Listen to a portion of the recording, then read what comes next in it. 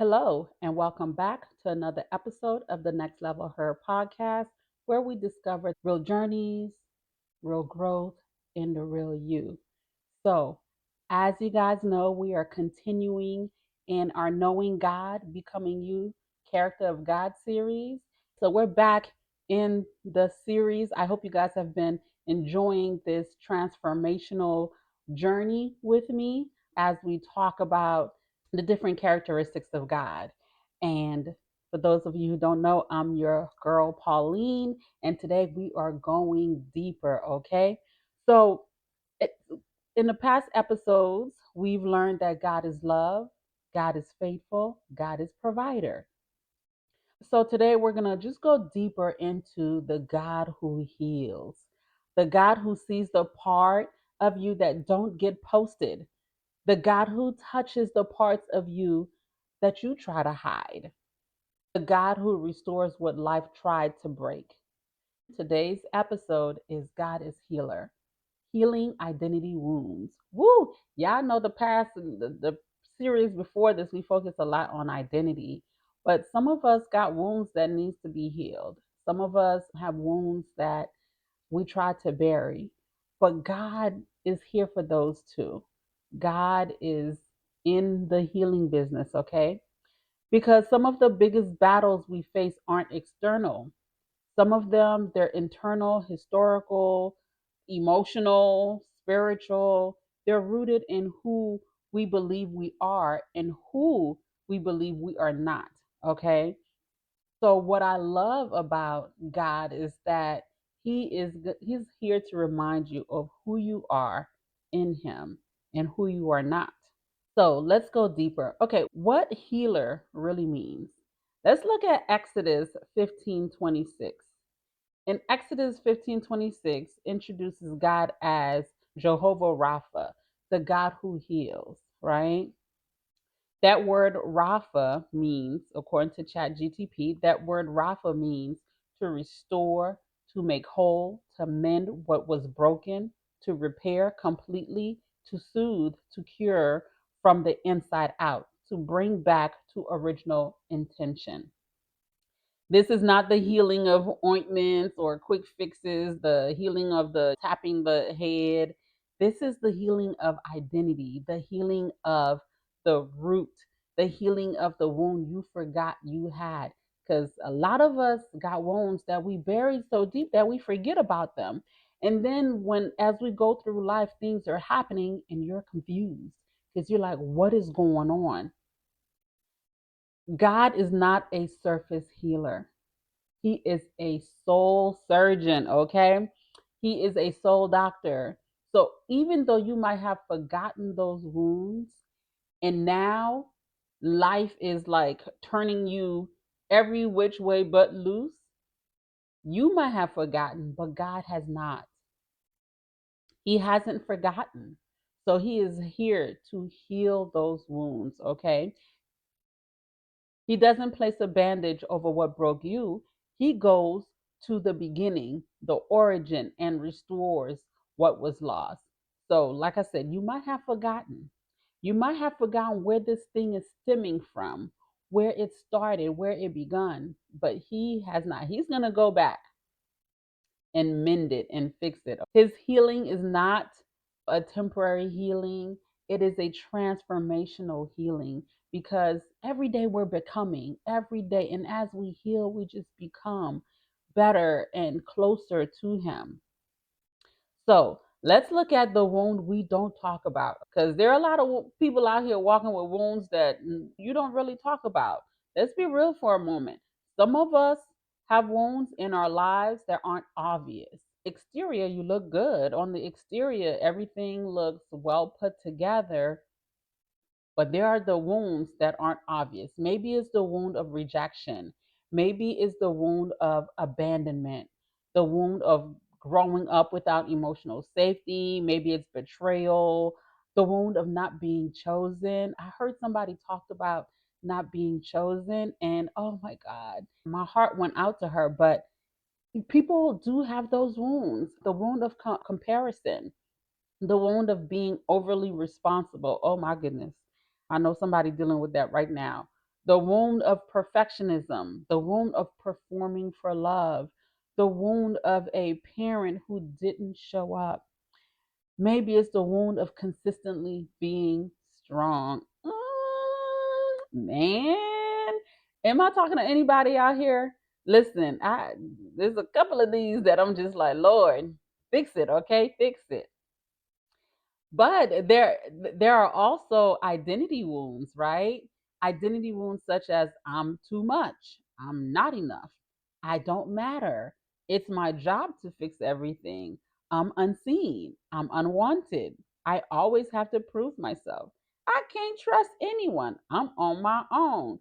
Baby, some of these are identity wounds, right? And some of these wounds sit deep, affecting how you parent, affecting how you love, how you lead, how you make decisions, and how you show up in business, especially business, and even how you pray.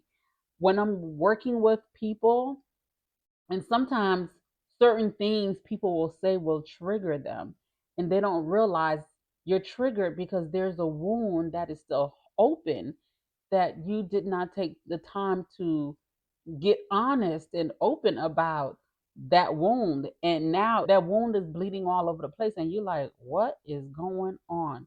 But here's the truth: God will not heal what you pretend does not hurt.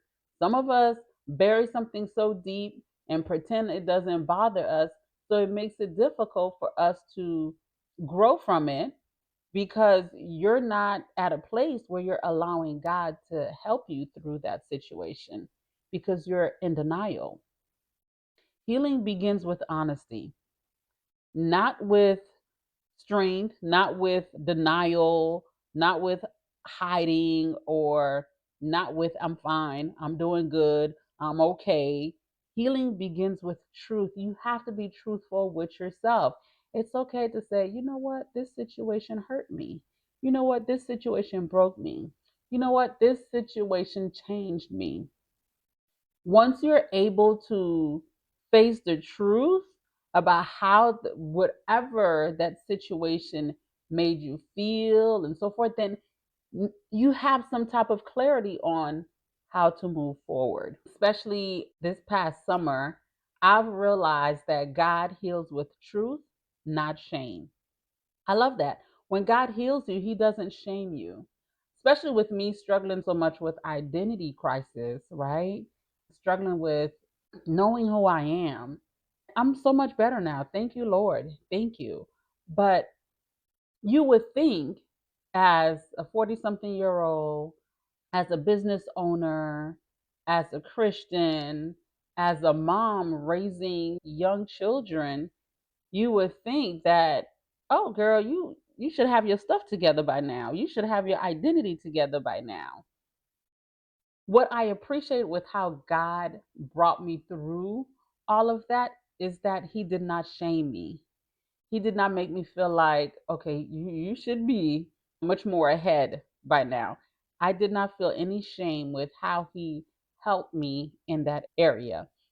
He doesn't say you should be over this by now, or why do you still act like that? You're too emotional, you're too sensitive, you're too old, get it together. He doesn't do any of that. And to be honest, going through, although the summer was difficult, knowing that God had my back and knowing that he was not shaming me for where I was made it easier to go through that time and feel supported and feel love. And that's the beauty of God's character. That's the beauty of who he is. God heals through truth and kindness. Y'all remember when a couple of episodes I talked about Mary and Martha? He was kind to them. Although they were very different, he was very kind to them. God reveals the wound not to expose you, but to free you. And baby, when you get freed, it's a whole different ball game. In the moment, you feel like, okay, how am I going to be free from this? But once you get on the other side, you're like, oh, you just see things a whole lot differently. You see things clearer. You just at a better place. You're like, oh, God, thank you. Thank you for not keeping me where I was, because I was blind. In that current state, I was blinded by everything else. I couldn't see what was on the other side. He brings things to the surface not to embarrass us, but to release us. He corrects identity lies not to belittle you, but to lift you up. And I thank God for lifting me up. Ooh, wee, for freeing me and for releasing me from the mindset that I had about myself. Healing with God is gentle. Y'all, it's very gentle. Healing with God is intentional, extremely intentional, right? Healing with God is liberating. Healing with God is holy. And I can attest to all of that. Gentle, intentional, holy, freeing, liberating. Healing with God is all of that. And that's why when the Bible says God disciplined those who he loves, yeah, I c- I can feel that love, even though in the moment it might not feel that great, but eventually you feel that love. All right.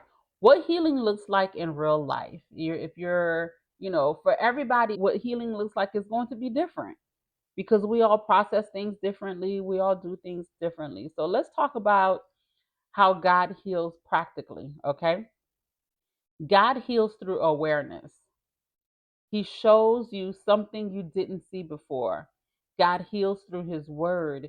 Scriptures become medicine to your soul. Ooh, yes, yes, yes. God heals through relationships. He sends people who treat you differently than those who hurt you. Isn't that beautiful? God is so thoughtful, y'all. God heals through the discomfort. He brings up old things so you can release them. God heals through rest. Sometimes the most spiritual thing you can do is sit still. And baby, I've experienced all of those healing, all of these practical healing. God also heals through conviction and not condemnation. Conviction says this can be better. Condemnation says you are broken. That's not how God operates. So I love that the scriptures, prayer, relationships, all of that can God use all of those things to help convict us to change, convict us to move forward. Let's talk about why some people resist healing. I know of a few reasons why some of us can resist healing. Let's be honest. Sometimes we resist healing without realizing it. Well, for me, in certain situations, I've realized that I've resisted healing because I've resisted it because I know it takes work, right? So, but here are some reasons why some people resist healing. Healing requires honesty, and honesty is uncomfortable. Like, I don't know about y'all, but sometimes I'm just like, I just don't want to face the truth right now. Because once you know the truth, now you got to do something, you know? Then, if you realize the truth and you don't do anything about it, you know you in sin, you know? And so it can be uncomfortable. Healing requires slowing down. Ooh, child. But we're used to surviving emotion, so slowing down seems impossible. Baby, I'm sharing these things of the stuff that I've, had to realize in my own self, okay? Because I actually have a broken pinky toe that I need to go get checked out because yeah. But I have a broken pinky toe. And every time I feel pain in that toe, it is my reminder to slow down because I got that broken pinky toe because I was moving too fast, not slowing down, not taking the cues and stuff. So now this is my reminder, my physical reminder to slow down. Healing requires vulnerability. Ah, baby. Yeah, can I be honest? I don't like being vulnerable. Whew. I know vulnerability is not weakness, but sometimes I feel like when I have to be vulnerable, I feel weak. But vulnerability is necessary, and that feels unsafe when you've been hurt. For someone who's been hurt before, and vulnerability can feel unsafe because you just don't know, is this a safe space? And even if people say, yes, this is a safe space, it still don't be a safe space. So I listen, if you're relating to any of these, I get it because your girl is right up in. Also, healing requires surrender. Letting go of control is hard when control once kept you alive. Healing requires space, and many of us have never had permission to feel our feelings because you were told to stuff it, move on, keep going. Nobody cares. You do a lot of stuffing. Some women don't fear illness, they fear wholeness because wholeness requires them to stop living in patterns that no longer serve them, right? It requires you to deal with things and to just keep moving in a way that's not serving you or other people around you. But the truth of the matter is that healing is not exposure, healing is expansion. You have to be willing to be healed so that you can grow, so that your mindset can expand, so that your love can expand. Like healing really expands you. It is not exposing you. I attended an event a couple of months ago, building while healing. Baby, the toughest thing to do is to build while you heal. Because when you're healing, you want to go and hide. You want to shut down. You you don't really want to build because you feel like you'll be exposed if you build while you heal, especially if you're in the business space, entrepreneurial space, especially if you're a content creator, you're always on social media, you're always on. Building while you heal can feel exposing, right? But healing is truly expansion. It's God saying, I love you too much to let you stay wounded. Mm, mm, mm. So, modeling God's healing nature. To model God's healing nature, you don't need to be perfect. Okay? Let me say that again. You don't need to be perfect. You simply need to be a vessel of what He's doing in you. Because, y'all, let's just be honest. When you're dealing with your stuff, when God is building you up, He's not building you up just for you. He's building you up for His glory. He's building you up for the next person standing next to you.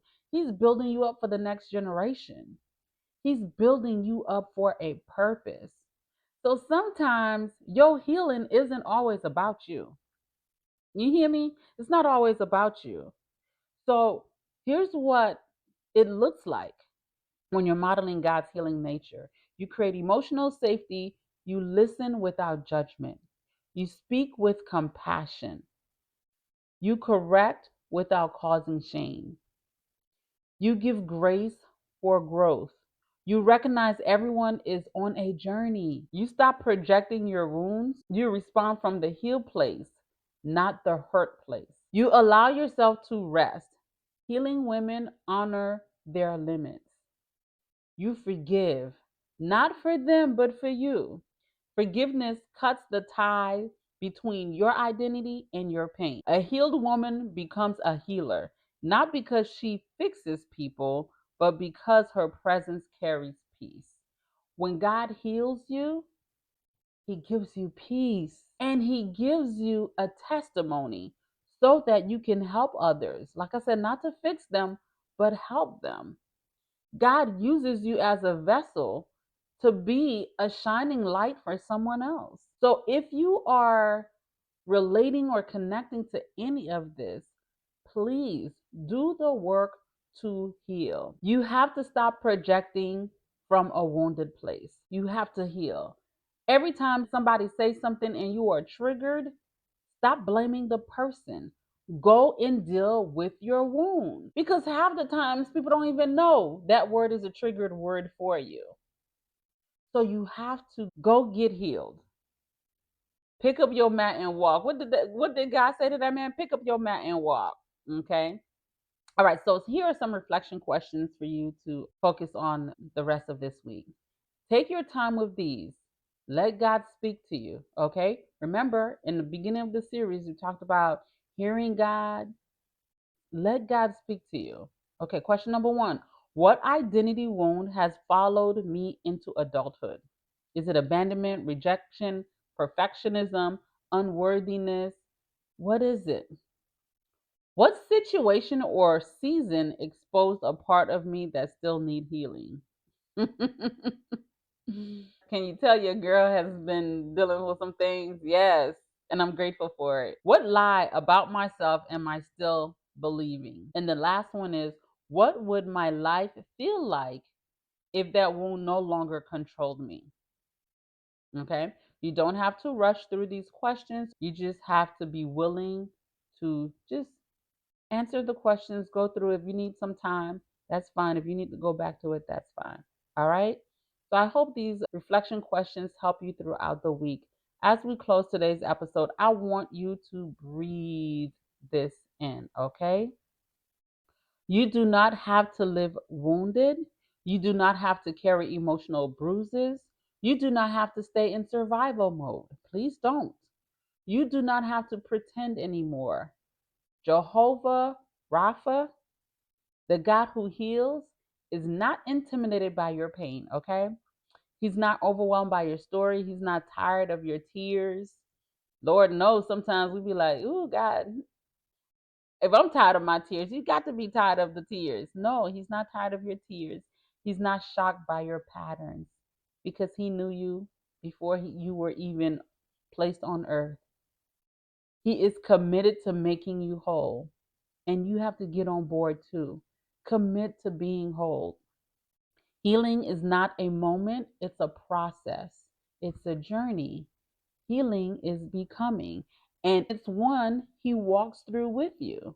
That's the beautiful thing. We don't have to walk this by ourselves. So just continue to work through the healing, continue to build through the healing. Just remember that God got you, okay? Thank you for joining me on Knowing God, Becoming You series. Next episode, we're going to explore another aspect of God's character, which is God is peace, Jehovah Shalom. The God who steadies your spirit and calms your internal world, okay? All right, beautiful people. Until next time, real journeys, real growth, real you. I will see you in the next episode. Until next time, talk soon.